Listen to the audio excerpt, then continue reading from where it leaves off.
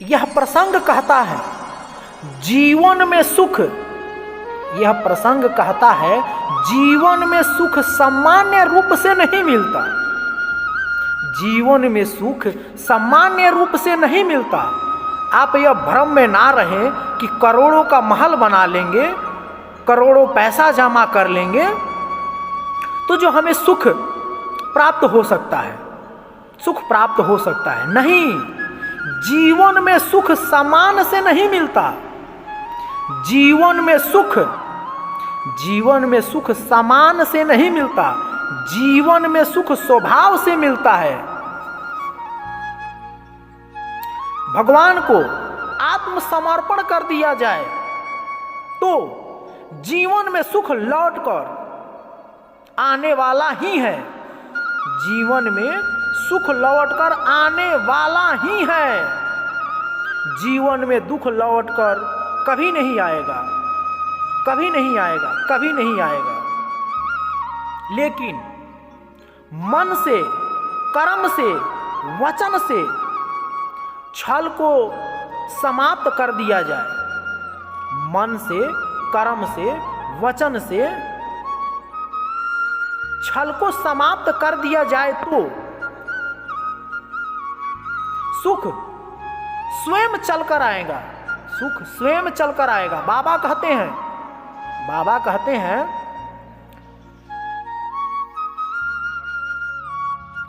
बाबा कहते हैं दूसरा घाट श्री याज्ञवल्क्य ऋषि भारद्वाज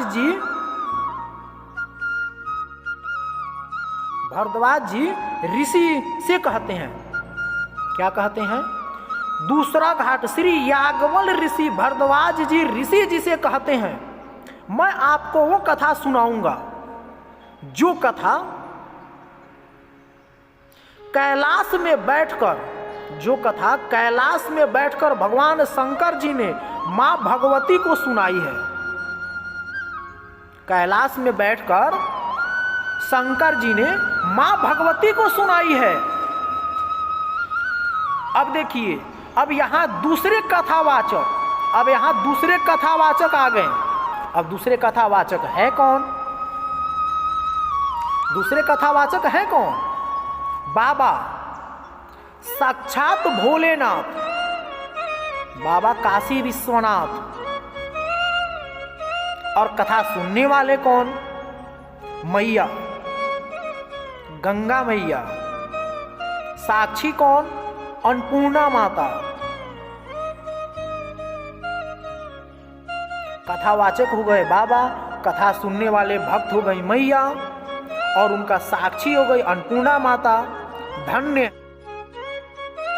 स्थान क्या है? स्थान क्या है जहां बाबा कथा कह रहे हैं? वो स्थान क्या है? स्थान है कैलाश पर्वत, कैलाश के दिव्य शिखर पर। बाबा कैलाश के दिव्य शिखर पर बैठकर, और मैया भी, दोनों बैठकर बाबा कथा सुना रहे हैं और मैया सुन रही हैं। यह श्री रामचरित्र मानस का तीसरा घाट है, यह श्री रामचरित्र मानस का तीसरा घाट है, और इस घाट का नाम है ज्ञान घाट। श्री रामचरित्र मानस का यह तीसरा घाट है और इस घाट का नाम है ज्ञान घाट। ज्ञान के जितनी भी बातें हुई है श्री रामचरित्र मानस में, ज्ञान के जितनी भी बातें हुई है वो सब भगवान ने बताई है। कौन सी बात हुई है?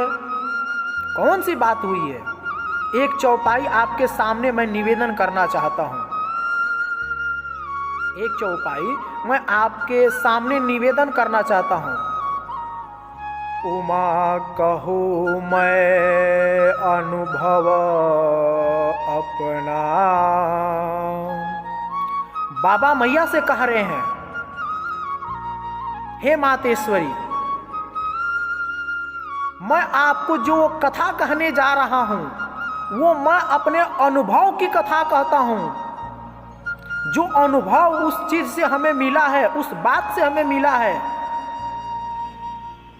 मैं वो कथा आपको सुनाने जा रहा हूं, अनुभविक कथा सुनाने जा रहा हूं जो हमारे साथ हो चुका है। उमा कहूँ मैं अनुभव अपना, सत्य हरि भजन जगत सब सपना। सत्य है हरि के भजन, सत्य है हरि के भजन, जगत सब सपना। उमा कहूँ मैं अनुभव अपना, सत्य है हरि भजन जगत सब सपना।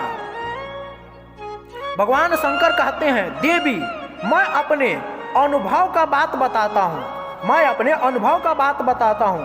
बात तो बहुत लोग कहते हैं कि बात तो बहुत लोग कहते हैं, पर जो बात अनुभव से कही जाती है कि पर जो बात अनुभव से कही जाती है, उस बात का सुनने वाले का भी प्रभाव पड़ता है, उस बात का सुनने वाले को भी प्रभाव पड़ता है।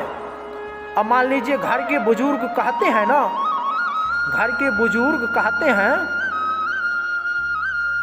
कि हमार बाल ऐसा ही नइखे पाकल, कि हमार बाल ऐसा ही नइखे पाकल, चाहे ऐसा ही सफेद नइखे भइल। घर के बुजुर्ग अपने बेटे से कहते हैं, जे बेटा रोड से दाहिने ओर से तुम मुड़कर जाओगे ना तो तुम्हारा मंजिल मिल जाएगा। लेकिन बेटा क्या कहता है, नहीं मैं भ्रमण करना चाहता हूं, मैं अपने मर्जी से जाना चाहता हूं।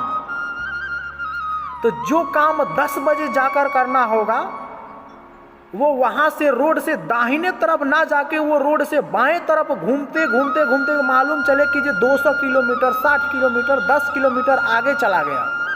जहां 10 बजे पहुंचना था वहां 1 2 3 बजे तक भी नहीं पहुंचा। तब उसको मालूम पड़ा, रहे यहाँ तो हम गलत रूट में आ गए हैं।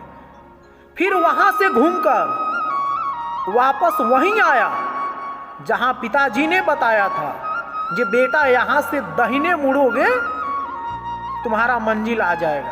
फिर वहां से जो है सो दाहिने जाकर मुड़े, तब उनका मंजिल मिला।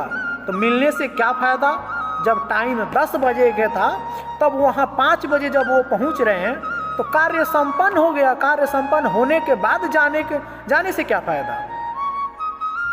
इसीलिए बाबा गोस्वामी तुलसीदास जी महाराज कहते हैं, अवसर मिलने पर कार्य कर लेना चाहिए। समय बीत जाने के बाद उस समय का महत्व नहीं रहता। समय बीत जाने के बाद उस समय का महत्व नहीं रहता। इसलिए कम से कम अपने घर के बड़े बुजुर्ग का बात मानना चाहिए। तो बाबा वहीं कह रहे हैं, जी देवी मैं अपने अनुभव का कथा सुना रहा हूं, जो हमारे साथ हो चुका है, जो हम देख चुके हैं। तो रामचरितमानस में जितने भी ज्ञान के कथा हैं वो सब बाबा ने सुनाई है, सब बाबा ने सुनाई है।